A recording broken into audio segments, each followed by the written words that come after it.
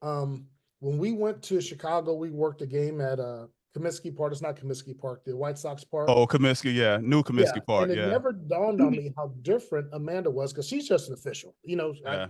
I jumped on her, gave her praise. I treated her like I treated everyone else. But when we walked out on the field to take our crew picture, and her high heels literally started sinking, and she couldn't walk and got her foot stuck. I mean, I just never thought, what accommodations are we making for her besides trying to treat her like another crewmate? Right. So at Right. that point, I said, no more jackets. We're only going to dress at the hotel. So when we get to the stadium, everyone can be together from the moment we get off the van until we get back on the van. And we stopped going out for dinner. We're going to do everything in the hotel so we can just be with each other as much as we can. Because I realized how unintentionally I was keeping her off the crew.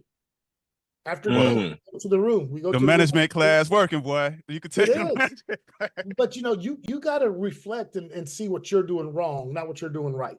Because Yeah. we always know what we're doing right. That's easy.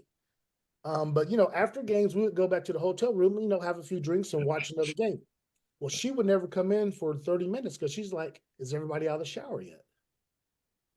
So what we Right. started doing is we would have one room that no one showered in. So that was just the room everybody reported to.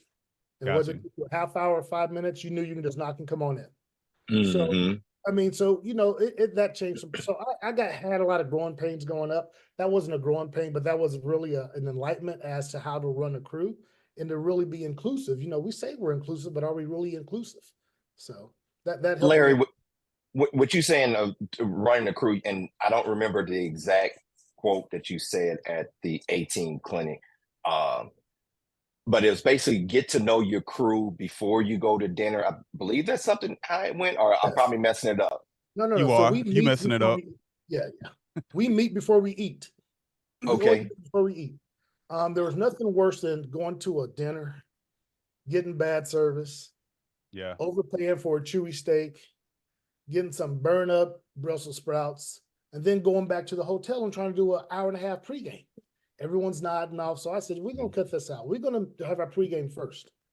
And then we're going to bring in pizza. We're going to bring in chicken. We're going to bring in whatever we need to bring in and eat during our meeting. So that, when you have dinner, people always late. Hey, man, I'm running late. I'll catch you at the pregame.